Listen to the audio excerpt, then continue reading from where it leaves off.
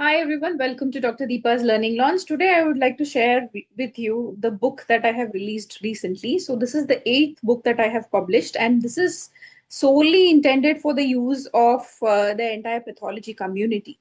So it is more exam oriented. It is very useful for DM, DRNB residents, and it is also very, very useful for the people who are undergoing training in DM and DRNB. The book is called One Line Wisdom and Practical Pearls in Hematology. It is available on Amazon. So when you click the name One Line Wisdom and Practical Pearls in Hematology, you will find this book. So this is an e-book in India, and the rest of the world paperback is available. So this book has been very fondly read by the fellows in the US and even the DNDRNB residents here who are pursuing clinical hematology. It is very, very useful for the hematology exams for the outgoing MD students as well. And for even the people who would like to just improve on their practical knowledge, this book is very, very useful.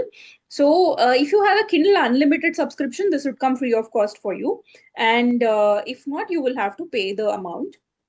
So let's take a look and read a chapter from the book today.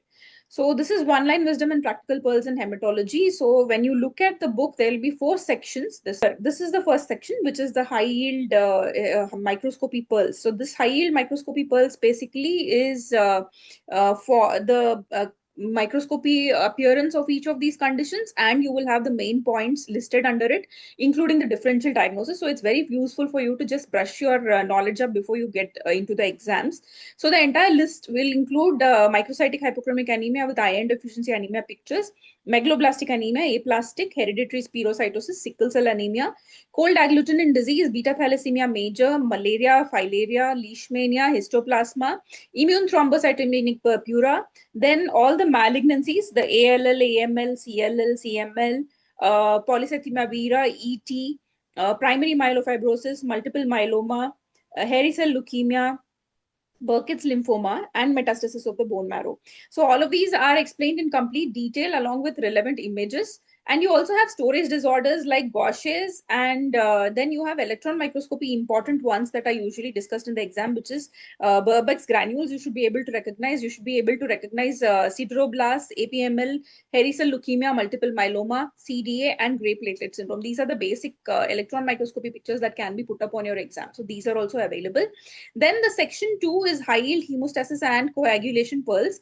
So this includes hemostasis basics. It includes prothrombin time, activated partial thromboplastin time, high yield table for coagulation profile, factor 8 assay, factor 9 assay, inhibitor assays, Bethesda assay, Nemean modification, the platelet aggregometry, and thromboelastography. The section 3 is high yield HPLC pearls. These are the basic HPLC cases that every pathologist should be able to recognize, and the pattern should be recognized by the pathologist. This includes an introduction, the basics of HPLC, beta thalassemia trait, beta thalassemia major, sickle homozygous compound HPS, beta thalassemia, hemoglobin S, hereditary persistence of fetal hemoglobin, HBD, Punjab trait, D Iran, HBE heterozygous, and E homozygous. These are the images that are available, and these are cases that I have seen. So they are my cases. I have shared it with you. Then section 4 is high yield flow cytometry practical pearls. So basics of flow cytometry also you should know before you go for the exam. So flow cytometry basics is available. Maturation markers are in detail explained.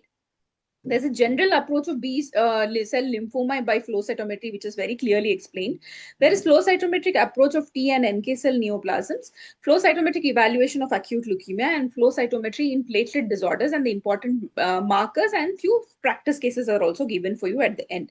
So in total, this one book can help you ace the exam without any doubt. In the last minute, when you don't want to have a pile of books in front of you and you just want to just quick snippets of the cases, you just want to brush it up, this will take you less than 2 to 3 days to finish this up, and in just 2 days you will be ready to give the exam completely. It is a practical exam guide. So let us just look at the first content. I will read one chapter out today from each of the sections so that you get an understanding to how deep I have gone and how easy for you is it to accumulate and assimilate the material. So this is the first section. In the first section is high yield microscopy. So we would start with iron deficiency anemia, which is microcytic hypochromic anemia, the first entity that is here. So you are able to see this is koilonychia, which is spooning of the fingers, which is secondary to iron deficiency anemia usually. So on the peripheral smear, you are able to see these microcytic hypochromic blood picture. So the identification is peripheral blood smear consistent with microcytic hypochromic anemia and characterized by small red cells with increased central pallor and reduced hemoglobin content. So what is the key morphological feature? When do you call it a microcytosis? You call an RBC have to be microcytosis only when the size of the RBC is smaller than the nucleus of the small lymphocyte. The small lymphocyte, as you know, is the yardstick for measurement of the size of the RBC because it relatively has the same size no matter what disorder is there in the patient. Then you call it a hypochromia when the central pallor is greater than 1/3 the diameter of the RBC. So that is when you call it a hypochromia. And therefore, this slide is microcytic hypochromic. So also there is a marked anisocytosis and poikilocytosis. Anisocytosis and poikilocytosis you will be mentioning only when there is change in size. You call it anisocytosis, poikilocytosis when there is change in shape. So the characteristic poikilocytosis, if they ask, sometimes they may ask in the exam, which characteristic poikilocyte is present in which entity. So you usually have pencil cells and elliptocyte kind of an appearance in iron deficiency anemia. You have target cells in thalassemia and other hemoglobinopathies, teardrop cells in severe iron deficiency and marrow stress, and occasionally fragmented red cells in any hemoglobin disorders. So the WBCs in an iron deficiency anemia is relatively normal, but there can be a reactive change in some kinds of severe anemia. When there's severe anemia, there can be a reactive change in the sense there can be increased lymphocytes or neutrophils. In platelets, they are usually normal, or sometimes in iron deficiency anemia, you can see a reactive thrombocytosis also. That is an important finding. Reactive thrombocytosis are usually associated with iron deficiency anemia. See the pathological basis. Reduced hemoglobin synthesis leads to smaller sized RBC and reduced intracellular hemoglobin, which is caused by impaired iron availability or globin synthesis defects. So common etiology of a microcytic hypochromic is iron deficiency anemia, which is the most common. The differential will be thalassemia syndromes. Anemia of chronic disease in late stages can also present as microcytic hypochromic. Sideroblastic anemia is another entity that can present as microcytic hypochromic. Lead poisoning also can present similarly as microcytic hypochromic. So if you look at my notes, you are clearly able to diagnose it. You are able to get the differential diagnosis. So what are the associated laboratory findings? You'll have low MCV, low MCH, low MCHC. Increased RDW indicates an iron deficiency, which may not be present in thalassemia syndromes. That is a key. Low serum iron and ferritin can be there in iron deficiency. Stages of iron deficiency anemia is also mentioned in a table that I've given right after this material. So I will show you that also. And there can be an abnormally high RBC count in thalassemia. That is the reason why your Menzer index comes down, right? So the diagnostic importance is peripheral smear helps differentiate the causes of microcytic anemia. So in iron deficiency, you see marked anisopoikilocytosis and pencil cells, while in thalassemia, you will see some target cells and relatively uniform microcytosis with increased number of RBCs. So the exam one-liner, small pale RBC, you call it a microcytic hypochromic. Pencil cells suggest iron deficiency anemia, and target cells with normal RDW might indicate a thalassemia. This is a very important table that is useful for you to differentiate the stages of iron depletion, iron deficiency, and IRIDA, which is iron refractory iron deficiency anemia, which is a common differential diagnosis. So in stage 1, if you see, erythropoiesis is relatively, the stage 1 is called iron store depletion alone. So here the patient is nearly asymptomatic. There's not much symptomatology in the patient. So in this patient, the erythropoiesis is relatively preserved. There is the primary defect is loss of the storage iron. There is some amount of iron that each one of us have a storage too. If that gets depleted and still you're not morphologically presenting as an idea, that is when you call it stage 1. There is loss of the storage iron. The bone marrow iron is nearly absent or partially reduced. The peripheral smear looks absolutely normal in this. Serum iron will be normal. TIBC will also be normal. Serum ferritin is only one that gets reduced first. So this is the first stage, which is stage of iron depletion. Transferrin saturation also will be relatively normal. Red cell protoporphyrin will be normal, and response to oral iron.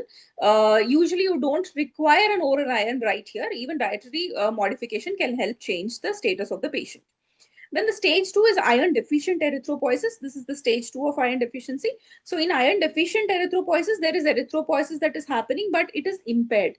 So this erythropoiesis is slightly impaired compared to normal. That is why you call it an iron deficient erythropoiesis. Here there is reduced iron delivery to the marrow. So peripheral blood smear can have a normocytic appearance if it is early, or it can have microcytic hypochromic if it is a little later through the spectrum itself. The serum iron is decreased. The TIBC is increased. The serum ferritin is reduced. Transferrin saturation is also reduced. RBC protoporphyrin is elevated. And the response to oral iron can be partial in this case. The stage 3 is complete iron deficiency anemia, in which the erythropoiesis is markedly impaired and there is failure of hemoglobin synthesis. Bone marrow iron is completely absent. And peripheral smear shows microcytic hypochromic blood picture here already. There is no mistake in that. Serum iron shows complete decrease. There its TIBC shows a very good increase, and the serum ferritin is reduced. The transferrin saturation here is severely reduced. That is very important. And red cell protoporphyrin here in this case is red cell protoporphyrin is markedly elevated. So whenever you see red cell protoporphyrin elevation, your differential will either be very severe anemia or IRITA. And in this case, the response to oral iron will be very, very good because the system is completely deprived. They are very hungry for iron and they would respond very, very well. Iron refractory iron deficiency anemia, I have seen 4 to 5 cases in the past 1 year. So there are patients who go to the primary healthcare center with iron deficiency anemia and they are loaded with iron, and most of them come with iron overload to you, and they end up with this severe iron load, and they have this severe iron overload, and people keep loading and they think that they don't know this entity. So when you're seeing peripheral health centers, there are so many cases that you would see like this. So in this patient of refractory iron deficiency anemia, the erythropoiesis is impaired. There is a hepcidin induced iron blockade. The bone marrow iron is normal or increased. In case you're overloading the patient, bone marrow iron can be markedly increased also. Peripheral smear will show the same picture of microcytic hypochromic. Serum iron appears decreased, TIBC increased. Serum ferritin will be normal. That is a very important differential, that serum ferritin will be completely normal in IRIDA.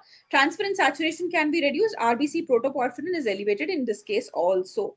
And the response to oral therapy is completely absent or very, very poor to the amount of iron that you're giving the patient. So iron, as the name suggests, that is why you call it as iron refractory iron deficiency anemia. And there have been papers in which patients seem to have some mild to moderate improvement in case you are adding vitamin C to a patient who is having iron refractory iron deficiency anemia.